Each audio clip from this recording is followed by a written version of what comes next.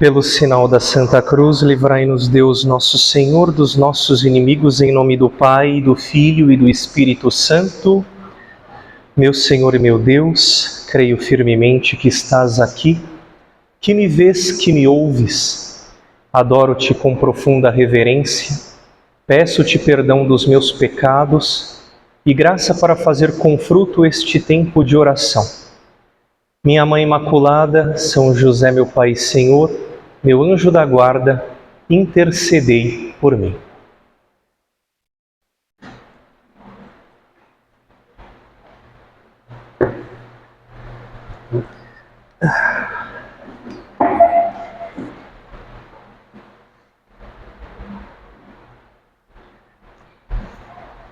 Senhores, bem-vindos, também aqueles que futuramente nos acompanharão pela gravação que está sendo feita. Me ouvem bem? Porque tem o barulho do ventilador, mas está calor, não? Então, torna-se um tanto imprescindível. Bom, que bom estarmos aqui para a nossa meditação de novembro, e eu acolhi muito feliz a sugestão que foi dada para a nossa meditação e recolhimento deste mês de novembro, que tem por tema Enquanto é Tempo, que muito ressoa aquilo que nós estamos acompanhando liturgicamente neste final do ano eclesiástico. O final do ano eclesiástico, que coincide com o mês de novembro, é uma rica oportunidade que a Igreja nos dá para meditarmos a respeito das últimas coisas, os assim chamados novíssimos. Os dias 1º e 2º de novembro são especiais porque a Igreja nos faz meditar a importância da comunhão dos santos, através da solenidade de todos os santos e da comemoração dos fiéis defuntos, quando nós, a Igreja militante, medita toda esta comunhão das coisas santas, seja em relação aos nossos irmãos grandes, os santos, que já contemplam a visão beata no céu, seja em relação às pias almas que padecem no purgatório e que são necessitadas da nossa oração. Mas para além desta rica oportunidade, destes 2 primeiros dias do mês de novembro, repito, este mês coincide com o final do ano eclesiástico, ou ano litúrgico, como preferirem. E a Igreja, no final do ano litúrgico, nos separa leituras bíblicas que falam de um tema muito importante, negligenciado por muitos, mas que é necessário para a nossa conversão, que é o tema do fim do mundo. O fim. O fim do ano eclesiástico nos faz refletir sobre o fim da nossa vida. E por isso, eu achei oportuno que nós revisitássemos o texto do Evangelho que foi proclamado no domingo passado. O texto do Evangelho de Lucas, capítulo 21, versículos 5 a 19, que é o texto bíblico que vai nos conduzir, sobretudo nesta primeira meditação, mas de forma geral nas duas, tendo em vista o tema que vamos meditar aqui, enquanto é tempo. Procedo à leitura. Quando alguns comentavam a respeito do templo, que era enfeitado com belas pedras e ofertas votivas, Jesus disse: aquilo que admirais, dias virão em que não ficará disso pedra sobre pedra, tudo será destruído. Eles, porém, perguntaram: Mestre, quando será e qual o sinal quando isso irá acontecer? Ele respondeu: Cuidado para não serdes enganados, porque muitos virão em meu nome dizendo sou eu, e ainda o tempo está próximo. Não andeis atrás deles. Quando ouvirdes falar de guerras e revoluções, não fiqueis apavorados. É preciso que essas coisas aconteçam primeiro, mas não será logo o fim. Jesus lhes dizia: há de se levantar nação contra nação, reino contra reino. Haverá grandes terremotos, fomes e pestes em vários lugares. Acontecerão coisas pavorosas e haverá grandes sinais no céu. Antes disso tudo, porém, vos prenderão e perseguirão, vos entregarão às sinagogas e aos cárceres, e sereis conduzidos à presença de reis e governadores por causa do meu nome. Será a ocasião para dardes testemunho. Determinai, não preparar vossa defesa, porque eu vos darei palavras de sabedoria, a que não poderão resistir ou contradizer todos os vossos adversários. Sereis entregues até pelos próprios pais, irmãos, parentes e amigos. Alguns de vós matarão. Sereis odiados por todos por causa do meu nome, mas nenhum só fio de cabelo cairá de vossa cabeça. Por vossa perseverança salvareis a vossa vida. Então esse evangelho começa com uma admiração que os judeus têm diante do grande santuário de Jerusalém, cuja reforma final foi feita por Herodes o Grande.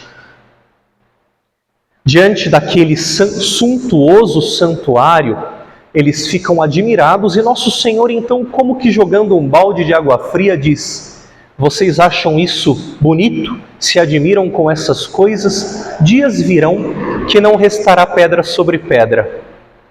Então, Nosso Senhor não está aqui para ser um desmancha-prazeres. Ele está mostrando que o nosso carro 0 quilômetros, a nossa casa na praia, a nossa casa no campo, tudo isso não tem sentido algum se não tivermos em vista o céu. Se vivermos apegados a essas coisas, elas indefectivelmente nos serão tiradas e nossa vida será uma grande frustração. Nada nos impede de termos prosperidade, mas precisamos saber onde está o nosso coração. Então, ao dizer isso, aqueles que lá estavam questionam: quando será isso? Quando será o fim? E quais os sinais que nos demonstrarão que este fim está próximo? Então aqui, senhores, nós temos duas verdades que precisam ser evidenciadas. Primeira, existirá um fim. Eu sei que muitos teólogos e pregadores não falam mais do fim do mundo. Acham isso história da carochinha, folclore, gênero literário apocalíptico da Escritura. É um tipo de linguagem. Não. Nossa fé crê que esta história, ela precisa terminar, para que então se abram as portas da eternidade. Este reino é o que vamos meditar no Evangelho, na liturgia desse domingo, Cristo Rei. Este reino, o Cristo precisa entregá-lo ao Pai, para que então o seu reino definitivamente não tenha fim.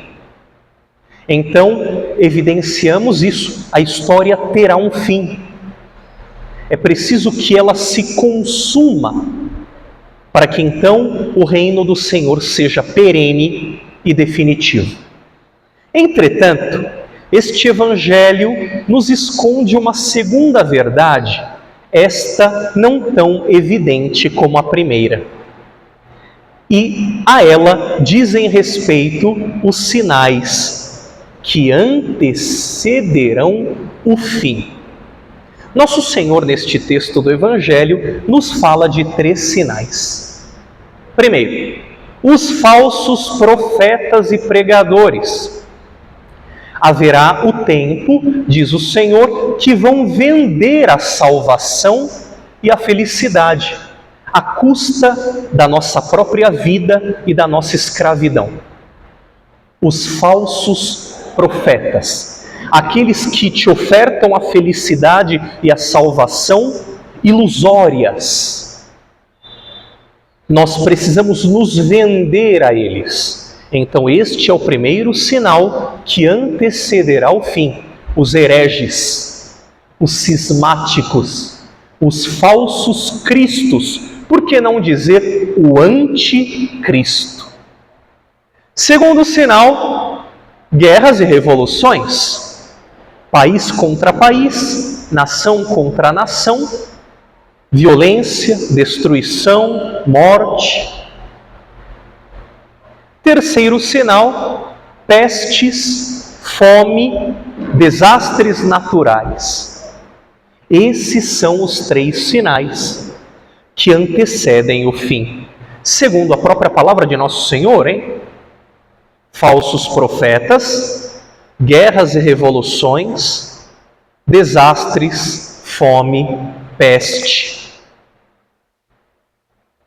Ora, isso já não acontece? Já não vemos isso? Falsos profetas? Temos de monte. Pessoas ofertando a felicidade e a salvação? Temos muitas. Guerras e revoluções? Vivemos no preço de revoluções, senhores. Por que não mencionar aqui tudo que é decorrente da Revolução Protestante? As guerras, vemos o quanto pagam os inocentes à custa da ganância de alguns. Desastres naturais, vemos toda semana. Peste, fome, quantos não morrem de fome? Ora, estaria próximo o fim? Mas se pararmos para pensar, desde que Nosso Senhor profetizou tais palavras, esses 3 sinais acontecem. Desde que Nosso Senhor pronunciou tais palavras, nós temos falsos pregadores, guerras, violência, pestes e fome. Todas as gerações são acompanhadas por estes sinais, porque o fim é o dia da nossa morte. Quando é o fim do mundo, senhores? O dia da minha morte. Haverá sim um fim do mundo derradeiro, não se sabe quando nem como, mas todos nós temos um fim certo. Todo ser humano que pisa sobre esta terra, com exceção da Virgem Maria, que é um caso à parte, terá um fim que é o dia de sua morte. É deste fim que Nosso Senhor fala no Evangelho. E essa nossa meditação, enquanto é tempo, quer nos mostrar que vai chegar o dia do nosso fim. E o Senhor já está nos mandando os sinais. Os falsos profetas estão aí, sedutores, atraentes, ilusórios como só eles. Guerras e revoluções, pestes e fome. Todos os dias o Senhor está nos dando sinais, porque o nosso fim está próximo. Quando eu morei na Itália, eu tive a oportunidade de fazer um retiro num lugar muito santo, Subiaco. Primeiro mosteiro fundado por São Bento. Não fica muito distante de Roma. Um lugar antiquíssimo, venerável, e era um retiro que quem pregou foi um padre da obra, um numerário, Padre Miguel de Sales, um português, que cuida lá em Roma dos padres de língua portuguesa. Então, no tempo que eu estive lá, eu participava dos círculos e dos recolhimentos com ele, e o diretor espiritual do colégio onde eu morava o convidou para pregar esse retiro. Então, estava tudo combinando para eu participar. Eu não podia, porque eu trabalhava em paróquia, mas pedi para o padre, o pároco local, deixa eu participar esse final de semana. Padre da obra, mosteiro fundado por São Bento, eu preciso estar. Fui. E num dado momento eu fui visitar a parte mais antiga, todas aquelas pinturas medievais, lindo, aquela coisa, você se sente na Idade Média. E uma das gravuras pintadas na Idade Média, certamente, me chamou a atenção, era um coveiro enterrando uma mulher morta, um cadáver. E eram 3 cenas, uma seguida da outra. Na primeira estava a mulher já com aparência fria, frígida, mas vestida a caráter para o seu enterro, depositada no caixão. Segunda imagem, a mesma mulher no estado de putrefação. Uma pintura de igreja, hein? Uma pessoa em estado de putrefação, toda deformada, ali consumida pelos vermes. Terceira imagem, os ossos que sobraram. Aquilo me impactou, porque ali eu me deparei com a miséria da nossa vida. O que vamos levar? A podridão de nossa carne pútrida, que se desfaz até não restarem nada somente senão os ossos. E esta imagem me impacta, senhores, porque o grande pedagogo e o grande motor de conversão é a morte. Quer fazer alguém revisitar a própria vida? É lembrá-la que ela vai morrer. Por isso que a melhor oportunidade de evangelização para um padre é um velório. Ali você pega o pessoal com a calça curta, porque muitos vêm para a missa na defensiva. Na hora do velório você pega todo mundo sem escudo e sem armas. A morte está ali. Você vai passar por ela também. Mas o que você está fazendo da sua vida afinal? Quer honrar quem morreu? Está aqui chorando? Ora, a melhor maneira de honrar quem faleceu é olhar para a própria vida e perceber o que estamos fazendo. Thomas de Kempis, logo no início da imitação de Cristo, vai dizer: em todos os teus atos, em todos os teus pensamentos, havias de te comportar como se devesses morrer hoje. Se tivesses boa consciência, não terias grande receio da morte. Mais vale acautelar-te do pecado do que fugir da morte. Se hoje não estás preparado, como o estarás amanhã? Se hoje não estás preparado, como o estarás amanhã? Em todos os teus atos, em todos os teus pensamentos, deves comportar-te como se devesses morrer hoje. Por quê? Porque, como diz São Paulo na primeira carta aos Coríntios 7:29, tempus breve est. O tempo é curto. Tempo. Vamos falar do tempo. Que tempo temos? De que tempo dispomos? Temos um tempo. O tempo passa. Mas também é importante que esse tempo nos construa, nos modele, nos faça. Afinal, também o tempo é criação de Deus. Se diz que a partir do Big Bang, Deus colocou a sua ampulheta para fazer cair a areia. O relógio está girando, o tempo corre. ou como diz um adágio antigo, tempus fugit, o tempo foge, foge de nossas mãos, mas lá está o tempo. Não temos todo o tempo, mas temos tempo. E já é tempo. Não temos todo o tempo, mas já é tempo. Já é tempo de quê? De você mudar essa sua vida, de você vencer esse vício, de você mudar aquele pensamento que te persegue. Já é tempo de cortar aquilo que me amarra, me prende.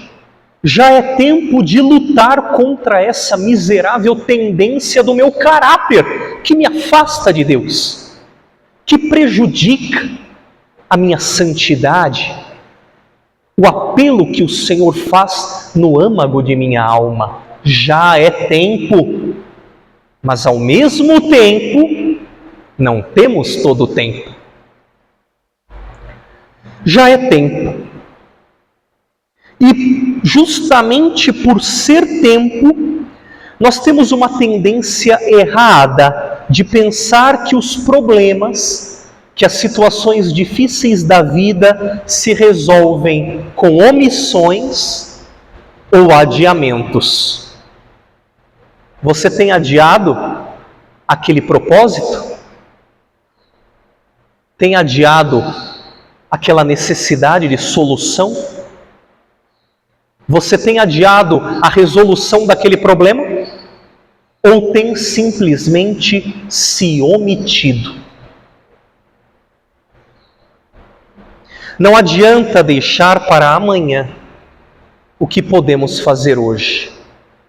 Como gostava de repetir nosso saudoso bispo, Dom Joaquim Justino Carreira, que infelizmente faleceu só com 2 anos de governo aqui em nossa diocese de Guarulhos, só temos hoje para fazer o bem. Toda homilia ele repetia essa frase.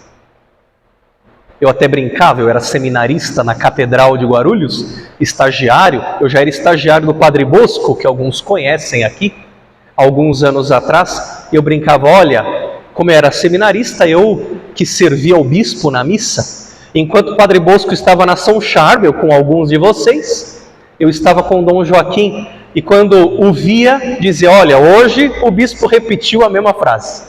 Ele dava risada. Era como que um refrão. Só temos hoje para fazer o bem. Não sabemos se temos o amanhã. Como diz São José Maria, no ponto 882 de Sulco, o tempo é o nosso tesouro, é o dinheiro para comprarmos a eternidade. A tradição cristã, devedora do léxico de algumas línguas, a saber, o hebraico, o grego e o latim, muito do hebraico, do aramaico, do grego sobretudo, mas também do latim, se encontra no nosso arcabouço filológico cultural. Amém, aleluia, hosana, igreja, apóstolo, são palavras que provêm dos léxicos destas línguas antigas. Não por acaso, no letreiro da cruz, a frase escrita por Pôncio Pilatos o foi nestas 3 línguas, que são aquelas das quais nós somos devedores. E a língua grega, que é aquela que nos emprestou mais conceitos, tem 2 termos para tratar do termo tempo. Todos aqui conhecem Cronos, que até é o nome de uma divindade da mitologia grega, Kairos. A pronúncia certa, perdoem-me a chatice, é Kairos, não é Kairos. Isso aí é aportuguesamento. Kairos. Nós temos o Cronos e o Kairos. Os 2 vêm de Deus. Porque senão nós temos a tendência de pensar o Cronos como um tempo profano e o Kairos como um tempo sagrado. Não. Os dois são sagrados, porque o Cronos, repito, é o reloginho do Senhor que Ele colocou na sua mesa a partir do momento que criou o tempo. O Cronos está girando, não? E nós convivemos com os dois. O Cronos é este marcador que nós vemos nos sinais da nossa pele, da coloração do nosso cabelo, dos filhos que alguns aqui têm, que crescem. Você vai vendo seu filho, sua filha crescer, não é mais aquele bebezinho, ele já está grande, às vezes até maior do que você em tamanho, é o Cronos girando. Para um padre é muito interessante uma pessoa adulta chegar e dizer: Padre, o senhor me batizou. Hoje a pessoa é adulta, casada, já tem seus filhos. É claro que eu não estou dizendo isso de mim, tá? Que eu ainda não cheguei nessa fase. Mas um padre já nos seus 25 anos de sacerdócio, isso ocorre com frequência. Chega lá um casal adulto, olha, o senhor me batizou quando eu era bebê. Está aqui a foto. Já me aconteceu de aparecer criança, adolescente, e o pai chega: olha, o senhor que batizou lá na paróquia tal. Nossa, sério? E aí você pensa, o Cronos, ou seja, é aquele tempo que marca os momentos para mim. Ele me mostra que ainda há tempo, mas não temos todo o tempo. Por outro lado, em meio ao Cronos, o qual deve ser aproveitado, eu preciso aproveitar cada segundo do Cronos, porque de fato não sei se terei o amanhã. Mas nós também temos o Kairos, cuja tradução não é exatamente tempo como Cronos, mas é momento oportuno. Por que o Kairos é chamado tempo de Deus? Porque é aquele momento oportuno que vai passar na sua porta e você só terá aquele momento para colher aquela oportunidade. Porque senão ela passa. Olha só, o Cronos gira, eu tenho que aproveitar cada segundo, porque o tempo é curto. Não posso me deixar levar pelas distrações, mas em meio ao cronológico, Deus me provê, por graça, momentos oportunos para serem colhidos para a minha santificação. O Cronos não me santifica, ele é o pano de fundo onde eu vivo a história do meu progresso espiritual. O Kairos são os momentos que Deus me dá dentro do tempo cronológico para que, aproveitando, eu possa me santificar. O exemplo mais eloquente do Kairos é o exemplo do bom ladrão, que é o evangelho de hoje. Hoje à tarde é o evangelho da solenidade de Cristo Rei. Quando os senhores participarem da missa, não sei se hoje à tarde ou amanhã, ouvirão.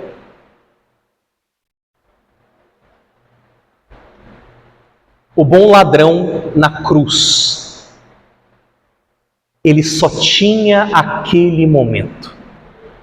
Todo mundo zombando de Jesus. Os soldados, pagãos, que não esperavam um Messias, mas estavam se divertindo, porque estavam vendo que aquele que era chamado o rei dos judeus estava sendo crucificado pelos próprios súditos.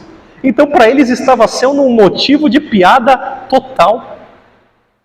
E por outro lado, o mau ladrão, que era esse sim judeu, que escarnecia o Senhor, por quê?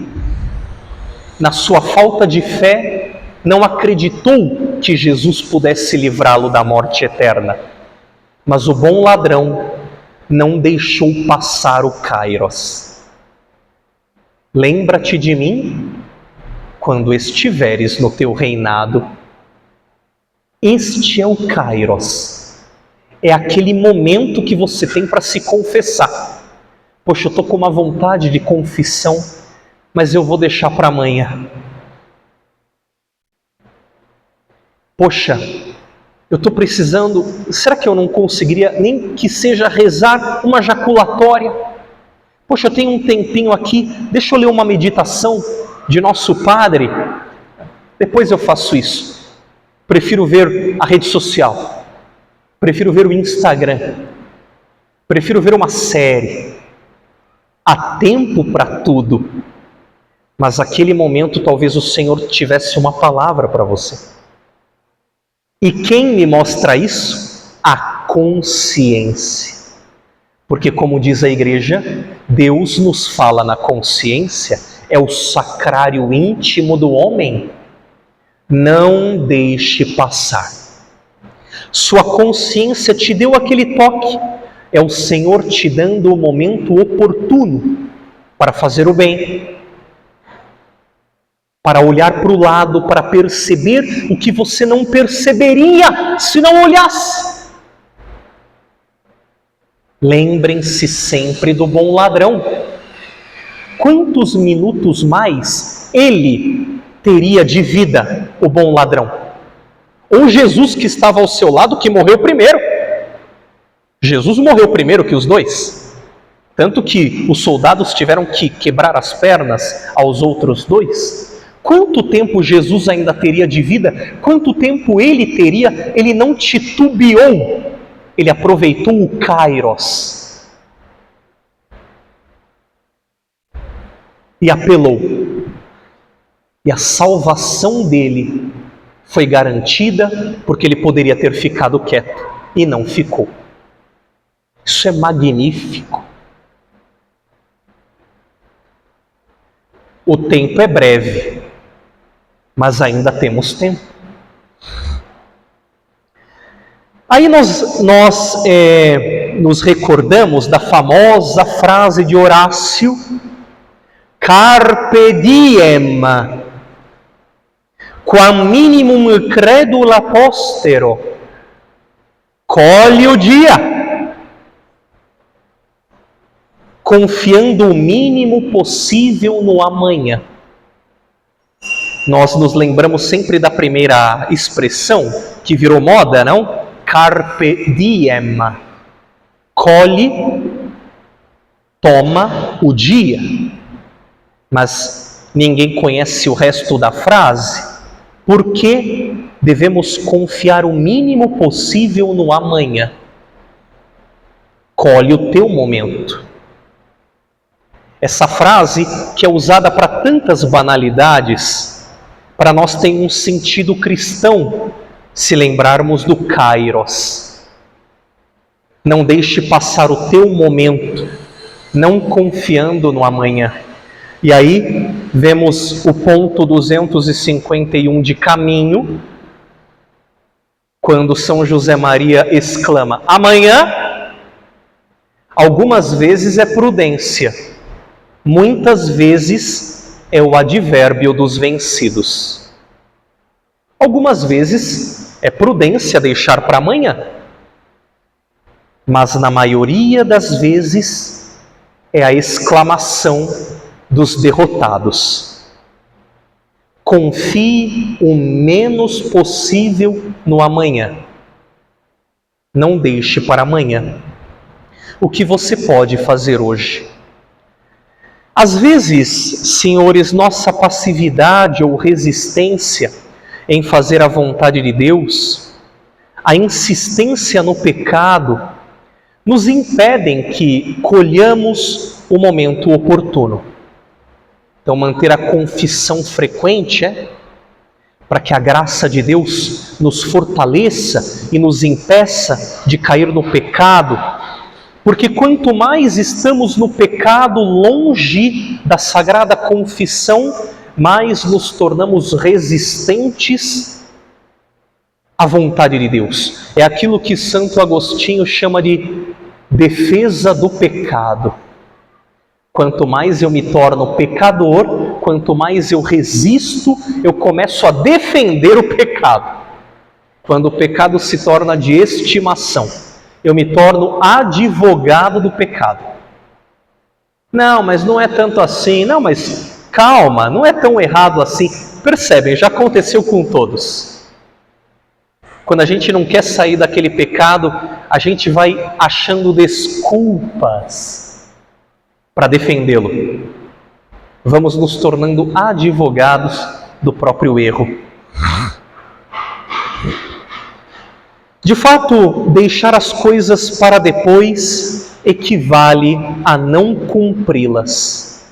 Lembrem-se disso. Deixar as coisas para depois equivale a não cumpri-las. Para a gente finalizar essa primeira meditação, eu separei aqui uma pequena história, provavelmente lendária, atribuída aos monges do deserto. Não sei se é verdade, não sei se essa história realmente aconteceu, se ela está registrada, eu a escutei e ela tem um sentido. Conta-se que os monges do deserto, de fato, se a gente olha um pouco para a história dos monges do deserto, eles tinham grandes embates com o diabo, né? Porque no deserto você se depara com os próprios fantasmas. Conta-se que Satanás reuniu seus demônios para criar a melhor estratégia para fazer perder as almas dos homens. E ele perguntou, como que testando seus pupilos, qual é a melhor estratégia? O primeiro disse, eu direi aos homens que Deus não existe. Vou convencê-los do ateísmo. Ao passo que Satanás replicou, poucos acreditarão. A criação fala muito alto. Não tem como não olharmos para a criação e não vermos a presença de Deus Criador. Estratégia furada. O segundo disse, a minha é melhor. Direi que não existe inferno, que não há julgamento. É um pouco do que a gente vê hoje. Até gente dentro da própria igreja que nega a existência do inferno. E agora nesse refrão da misericórdia, acham que todos serão salvos, porque tudo vai ficar bem no final. Então pode levar sua vida de qualquer jeito, no final está tudo certo. Satanás respondeu, alguns acreditarão, mas muitos sentirão no coração que deve haver justiça, é a consciência. A justiça implica a existência do inferno. É justo que o inferno exista, porque tem gente que está levando a sério a vida. É uma questão de justiça. Foi melhor a estratégia, mas ainda não é legal. Então, teria levantado-se um pequeno demônio e dito, eu não negarei Deus, nem negarei o inferno. Eu direi apenas, sim, existe Deus, existe o bem, existe o céu, mas não há pressa. Deixa para amanhã. Satanás bateu palma e disse, eis o plano perfeito. É assim que perderemos muitas almas. Existe tudo, está tudo certo, mas sem pressa.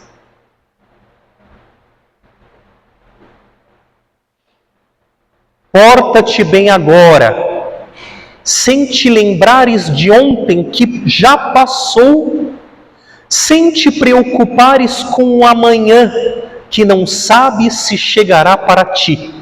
Caminho 253. Porta-te bem agora. Finalizo, enfim, esta primeira meditação deixando uma frase provocativa de Santo Agostinho, da sua homilia 88, quando ele diz: Timeo iesum transeuntem. Eu tenho medo de Jesus que passa. Tenho medo de Jesus que passa e eu não o perceba. É o Kairos. Tenhamos medo de não perceber o Senhor que passa diante dos nossos olhos.